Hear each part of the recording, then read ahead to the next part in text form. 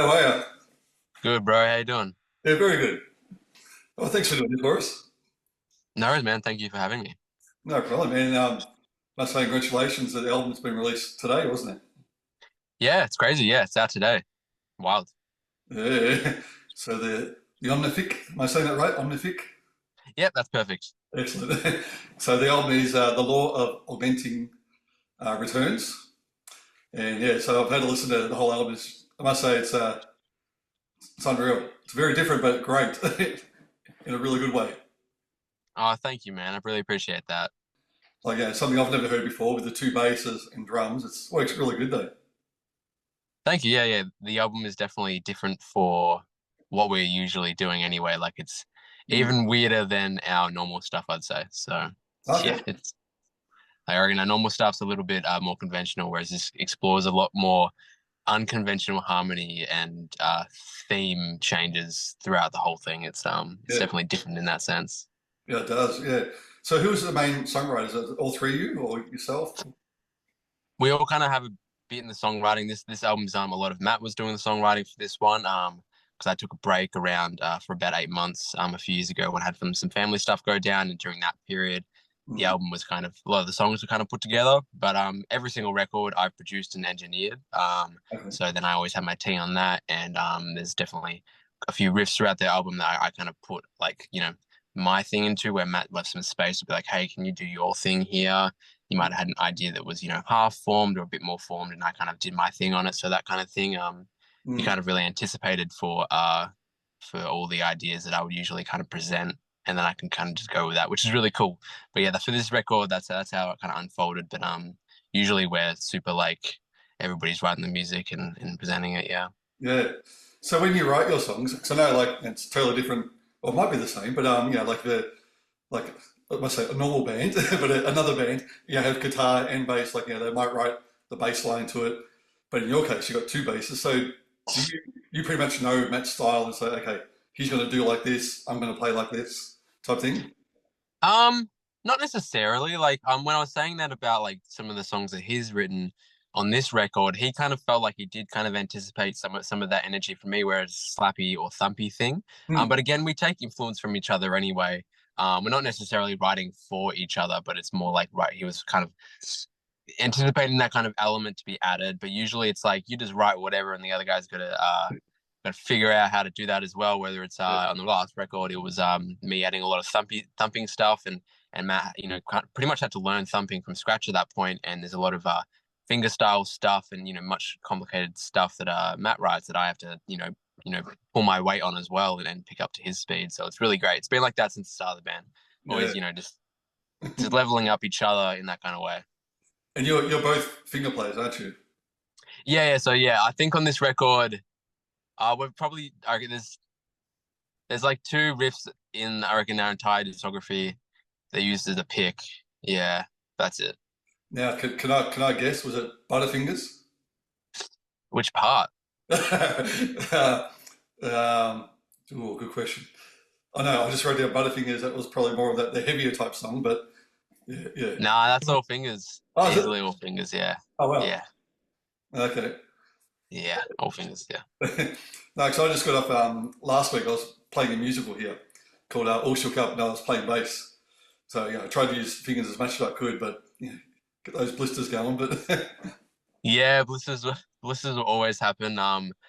Yeah, I tell that with my students when I'm teaching them how to do some thumping stuff. Like they build up kind of at any stage really. Even like Bubby Lewis, who was the Snoop Dogg bass player. He made a post like a few months ago. He's like, man, you always get blisters, and he's been playing forever, and he plays with Snoop Dogg, and he's like, I still get blisters and all that kind of stuff. Still happens. It just depends. It's like if if you went to the gym and you're a sprinter and you're working out all the time, like yeah, yeah, you know yeah. it's a whole thing. Well, that's good. It's not just me then. No, no, no, Yeah, no. But yeah, it can get annoying because it just stops you in your tracks and like, oh yeah. yeah, yeah. I mean, 'cause it was all like the walking bass lines. It's like it's called All Shook Up, so like a tribute to Elvis type thing. So Mm, a lot of the walking bass lines. So yeah, but, hell yeah. it was a good workout. Yeah, I can imagine. Yeah. Yeah. So can we go over to some of the songs? That's all right from the album. Yeah, sure. Now, I must say that's a great opener. The way you guys got was it the quartet singing, or was it the one guy singing the same parts or different parts? Yeah, he's a YouTuber called Luke, and he does this thing quite a bit where he's doing these.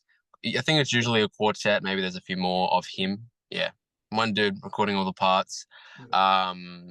Yeah, that we wrote that part and kind of finesse some of the harmonization, Mm. and it's you can hear some of those notes are really fine tuned to be really kind of like steering, kind of like pulling as far as you can in terms of the tension and then kind of releasing that. But yeah, in terms of the lyrics, I wouldn't say there's much tension or release, but yeah, it's just one dude, YouTuber. He nailed it for sure. Oh yeah, but I mean, going to the lyrics though, it really does describe what's about to happen on the album. So yeah, Yeah, 100%. yeah, that was awesome. And then the way, 'cause I was listening to it with headphones on, and the way it comes in with that song, that first boom, really gets Mm. you. Like, what was that? Yeah. Yeah, I remember when that part was first written, I was like, I don't fully understand what's going on. It was written out, in like MIDI. I think in this program called Guitar Pro, which I'm sure you know, Yeah, it was written out of that with like quiet patch, and I was like, I don't understand this. But when we heard Luke do it, and he sent back pretty much the final product, which is the first version of it, it was like, oh, this is perfect, and it makes complete sense now. So it's yeah, again like an excellent example of how weird this album is and how weird the themes are, but they just for some reason work. Yeah. yeah. Sorry, I said a spider in front of me. You're good. Yeah, that worked really good. And then towards the end of the song, you have is it the same melody on like another type of instrument as well? Yeah, it repeats at the end of that. There's lots of themes that repeat throughout the record, or throughout the songs. I think it's repeated on a glockenspiel at the end there. Oh, Glockenspiel. Yeah, I was going to ask what was that. So yeah, there you Yeah, go. yeah, Yeah, but no, it's another great song. Now I'll go to the second one, which you got the film clip for the Law of Augmented Returns. So that one you got is it Charles Berthand and Kai Den Furtog? yeah. Charles, Bertu, and Kai. Yeah, the Yeah, boys. yeah. So that's another great song and the film clip. So it looks like you guys have a lot of fun when you do these film clips. Yeah. We kind of just chill with it, vibe with it. Sometimes they're more silly, sometimes they're more serious. But this album's definitely been more on the silly side. Just to kind of enjoy ourselves and explore all that kind of stuff. That song actually does feature guitar. Well, sorry, the bass VI Yep. guitar. I don't know if you can hear in the opening riff there, underneath all the rhythm bass stuff. There's actually the bass VI, which is for people who don't know, it's a Fender Jazz Jaguar guitar that's tuned an octave down naturally. It's like a baritone, and so it's actually in the tuning of the basses, and Hmm. that's layering all the bass tracks. It's like Oh wow. 10 dB quieter than the bass track, so it's really adding this low mid kind of growl that you can't just get from hitting that. But Yeah, yeah, that's the first song that features guitar.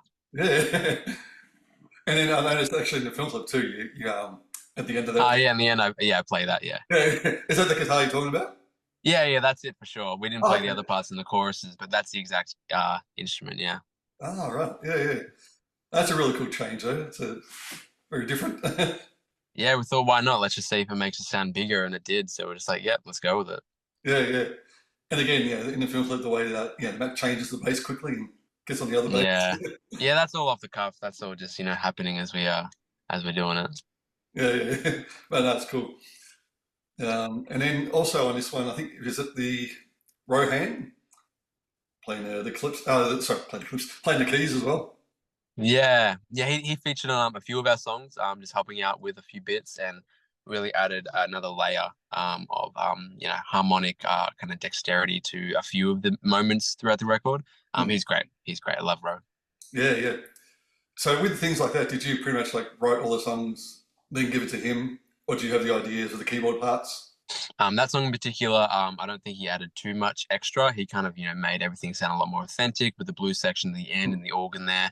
And kind of did his thing on that, but everything's kind of written there. Whereas there's another song, actually no, sorry, in the middle of that song there, of track two, where it's Kai's solo, there's kind of this breakaway, and Ro definitely had a big part of kind of developing that space for think Mm. it was actually even after Kai did the solo and really built this new space around what was happening. So that's a good example actually of him taking something we had and really kind of stripping it back Mm. and playing it as a keyboard player would. Yeah, yeah. Yeah, no, it worked really well. It was really cool. And so going on to the next one. Oh yeah, sorry, one more thing with that one song. Uh, the drum rolls in this song. I mean, yeah, the drums are great in the whole album, but especially this one, just before that breakdown that you're talking about. Some of the rolls he does on that, it was amazing, incredible. Yeah, yeah. He Jerome worked very hard to kind of nail all these drum parts and he always pushes himself and pushes the music to write something that's, as we do with bass as well, but to really expand the songwriting. I don't think we do too many things that's not there to emphasize the song. So Yeah. hopefully all those little rolls and stuff, feel like they're really in place, which I think they really are.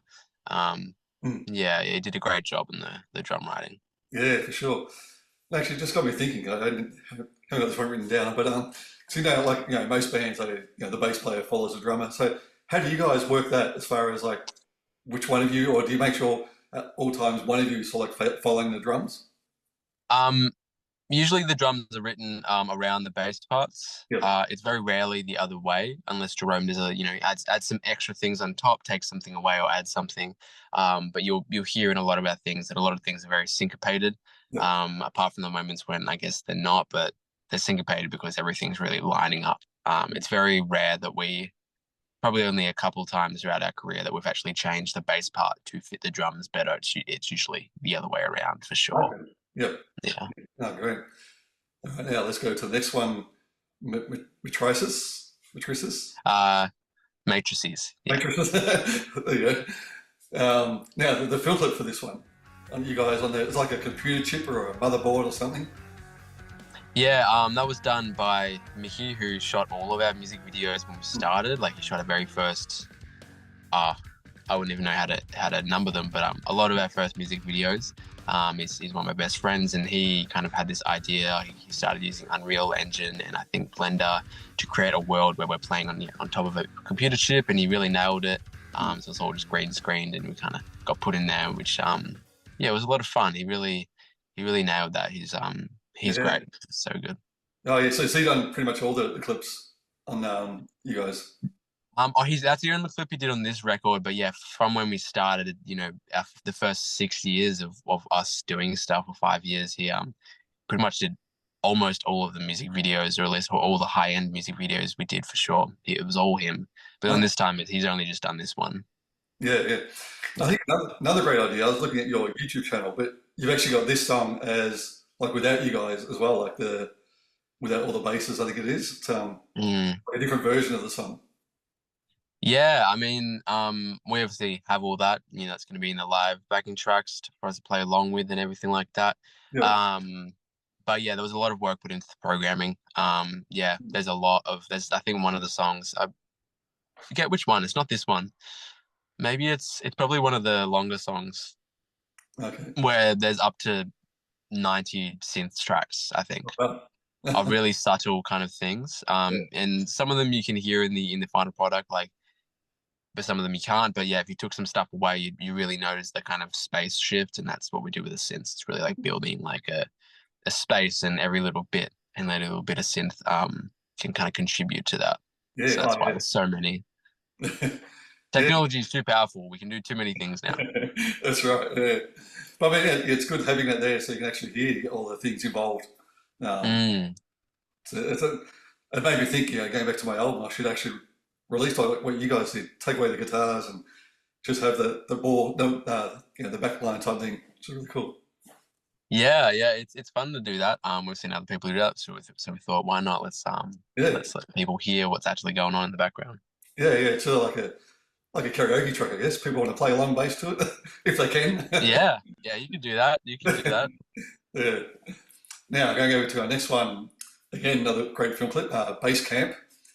This is another really cool song, and the film clip of you guys playing the video games, another comic one. Yeah, that one was really nice to film. That song has a very nostalgic feel, and that's where Jamie and Declan kind of took the video. in general. It actually has a lot of callbacks to a lot of our early songs in terms of like the rhythmic and harmonic content. Yep.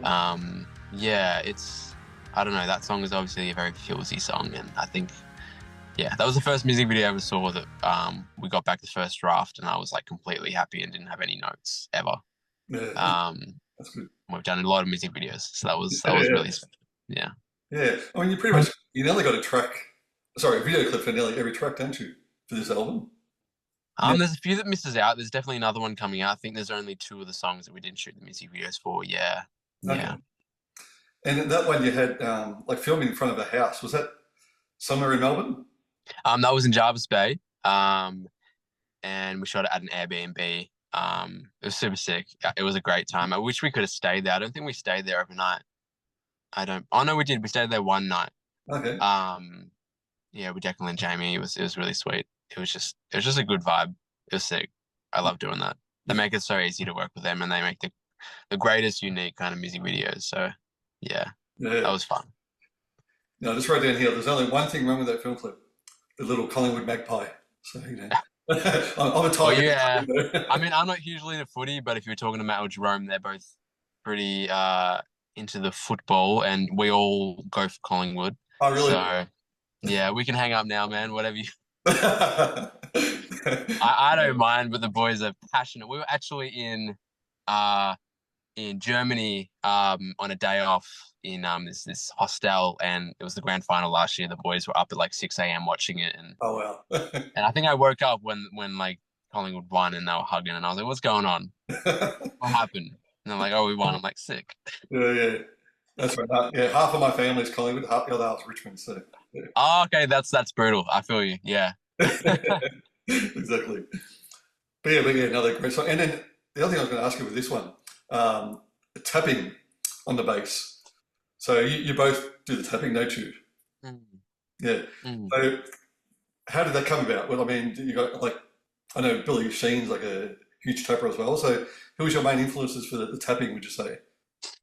Um, I feel like when we get asked about any kind of influence kind of thing, there's obviously like the original guys like Marcus Miller and Yep. Victor Wooten, all that kind of really dense kind of slap stuff. Mm. Obviously that comes up, but a lot of our music, maybe you would notice comes from maybe more of a modern metal kind of Yeah, yeah, era, and we're not really focusing on bass players or bass techniques. So there's so many bass techniques, but it's really focusing on the songwriting in the modern metal kind of vibe that we're after, and maybe some of the music that we might listen to, or at least back in the day we might listen to, because a lot of us listen to very different music now than maybe what you'd expect. yeah, yeah. But maybe you can just say guitar players. Really, we started incorporating the tapping. It's just we utilize every single technique that we can Mm. to enhance the expression and character of the bass parts, because it's only bass. You can technically do whatever you want, and you kind of want to use every single thing to your advantage that you can do to add extra expression, extra engagement in those parts. So tapping is just like, I guess, another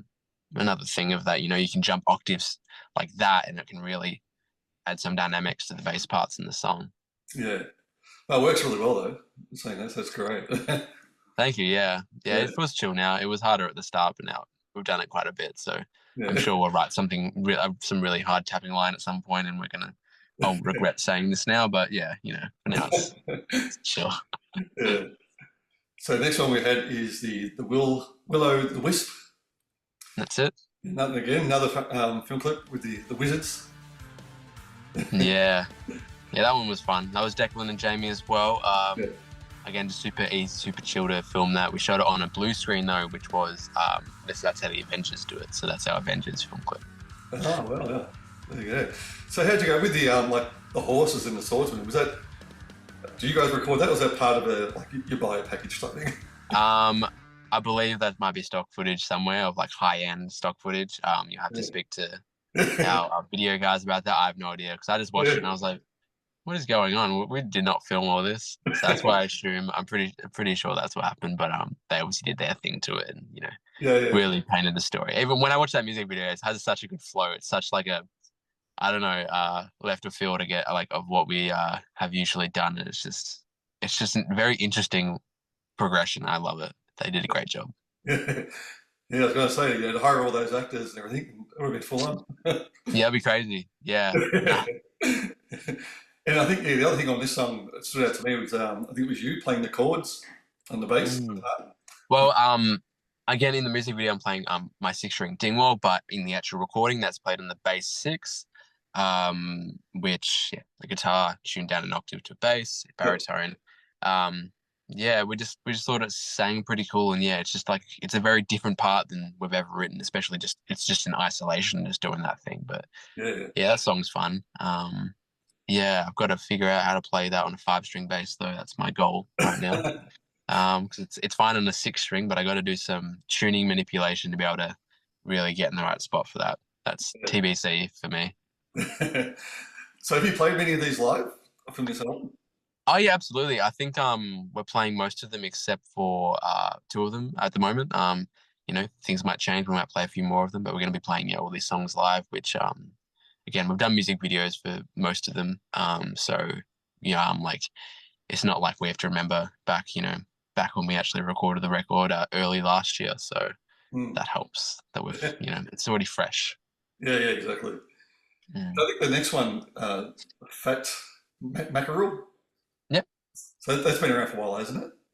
Yeah, that was a single that we did 2 month in 2 day tour at the end of last year for Mm. September and October, and yeah, we toured that song. That was like the tour single tour for that single. Okay, yeah, Yeah, yeah. yeah. It's another great song. Actually, I love the video for this one. It was really clever, I think, the way you did it. Well, you got the graphics, then you get the next level updated graphics, and it comes, upgraded. Yeah, again, I think Jamie and Declan shot that one as well, and they just have a very unique way of progressing the music videos in like, way that actually flows, which is really nice. Yeah, they did a great job. Yeah, yeah, for sure. Okay, we've got two more to go, and then, like we spoke about before, Butterfingers. Now, I noticed in the comments, the liner notes, you said this is how your fingers feel after performing this song. Yeah, yeah, it's a good warm up, and then Yeah. it's probably one of the hardest songs I think we got for sure. There's a bunch of dense stuff going on in that one. But that one's really cool. Gonna explore some cool themes. I think that was probably one of the earliest songs that we actually demoed for the Oh, record, though. I okay. think it might have been the first one we demoed after our previous album. Yeah, Yeah. Would you say and it's, it went through a lot of changes though for sure. mm, We changed that a lot. For example, in this one, in terms of the songwriting, I believe Matt presented that to me, and then I really wanted to change a lot of the structure, okay. and we really kind of changed the structure. And then that song was kind of sitting around for about maybe 12 months. And over that course, like I did a few more things to it to kind of shift it and change it. And then we got the studio and, I engineered it. We changed it a little bit more. Yeah. But yeah, that went through the rounds for Mm, sure. yeah. Yeah. You say it's one of the heaviest songs on the album? Yeah, it's got some of those heavy moments, more of those heavier themes for sure, especially a lot of real low stuff, especially on a 37-inch scale Dingwall. That makes that it's fine, but yeah, it's Yeah. it's it's good. Well, now I can see that, as you said before, it was all on fingers, so it's definitely a workout, this song. 100%. I mean, yeah, talking about fingers though, some of it is definitely legato. You can get away with Like, legato to kind yeah, of connect with a bunch of the lines, but there are definitely some things where you're like, oh, yeah, yeah, he's got to be talking together, or you're yeah, gonna fall down the stairs. Kind of, that's what it's gonna sound like. yeah, exactly. And then, yeah, we go to the last song, Double Malt Ditty. Now, can you explain a little bit about the start of this song? So I noticed you got the, whatever, 10 seconds, and it's, oops, wrong song. Yeah, I think that's just a bit of tongue in cheek on I guess that it's a little bit of a callback to earlier in the record. We do tend to do that. Like the final song, definitely, I think in the past few records has a callback Mm, to something else. Whether it's a previous song or it's somewhere early in the record. So yeah, just a bit of tongue in cheek. It just works and yeah, it just flows on. yeah. But yeah, it's a great song as well. So I noticed again on the notes, it said, like a bobbyist type track, but I can't people picture dancing to that one.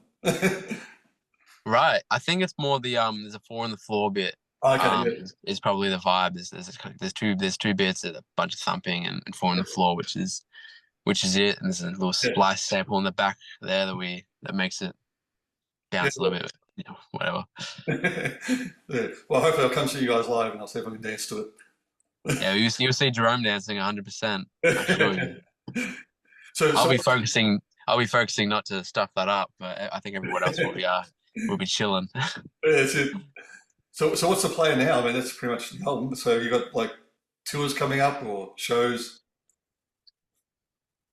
Yep. So in the end of July, we're going to head to Europe to do our kind of a first. We've played a couple European festivals early last year, early mid last year, but it's our first like festival run. I think we've got 4 festivals over there. Brutal Assault, Arctangent, Radar, and we've got another one in Budapest. There might be one more that I'm missing out, but we're going to do our album tour around that. And honestly, just playing some of those festivals is really sick. Like the Yeah, fact that I get to say that we're playing Brutal Assault is super sick. That we get to take our bass music to a festival like that and just yeah. have a good time and hopefully catch up with some friends, that we've met along the way as well. But then after that we'll be announcing I believe we'll be announcing it soon, but we'll come back and we'll do an Australian run as well Okay. back home. Yeah, Yeah. yeah. No, definitely can't wait to see you guys live. Great. Yeah, man. Yeah. And then just one last thing. So I want to tell everyone to make sure you check out your guys' YouTube channel as well, because like all these film clips are on there. And I must say, one of my best videos on there would have to be the read through of the tab book. That was hilarious. Yeah, I dig that. Yeah, that's good. It's good Yeah. vibes. Yeah. Yeah, I haven't seen that for ages. I'm just trying to remember right now, but I think yeah. just, just the way, so I mean, 'cause I've been looking at a lot of read through or play along, I guess, tabs, and Yeah. where you get out of the book, 0 to 14, but you got to see it. Yeah, exactly. Yeah. Yeah, he did a good job on that. Yeah, yeah. And so, one last thing, I noticed you guys supported the Who. Was that last year or? I believe that was a few months ago this year. Oh, a few months ago. Okay. Yeah, because I had those guys on the podcast as well, a while ago. So, how was that? How's that gig? Oh yeah, that was great. They're so lovely. They're incredibly lovely. I think the culture that that band brings is really, really welcoming. Yeah. The craziest thing about them is that the guitar player actually mixes their live show. Oh, So they really? fly around in front of house, kind of someone to kind of watch and babysit the front of house console. Some Oh, people might have time coded lights and they'll have someone babysitting the console to make sure things don't go wrong. But the whole time code's running the light show.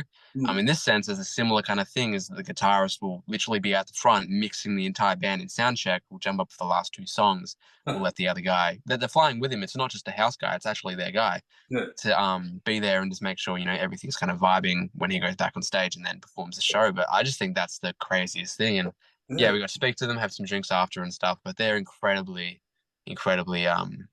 welcoming. Yeah, yeah. such good people. So that would have been an interesting gig. I mean, you guys again something different with the two basses and drums and their music with that what do you call it, the throat singing. But it Yeah, I mean works two well. weird two unorthodox kind of bands is I think was a really cool show to kind of do something like that. Yeah, well, and that's great though. Yeah, 'cause you go see bands and like that might have support. And it's very similar Mm. to the other band type thing. So having that, I think it would be great to see. Mm. Yeah, it was fun as so Yeah, much fun. yeah. But congratulations once again on the album. Yeah, highly recommend it to anyone, any genres really. Like people play bass, play guitar, drums, anything. Just it's a great album. So congratulations. I appreciate it very much, man. Thank you. No, no problem. Well, thanks again, and hopefully I'll talk to you again. We can meet up in person down the track. Yeah, dude. Yeah, dude, absolutely. If you're at a show or somewhere else at another show together, I'm sure that's probably gonna happen. Yeah, Yeah, yeah. man. I really appreciate it and great to meet you and all the best. No worries. Thanks, mate. All right. Right, see you later. Peace. Bye bye. See ya.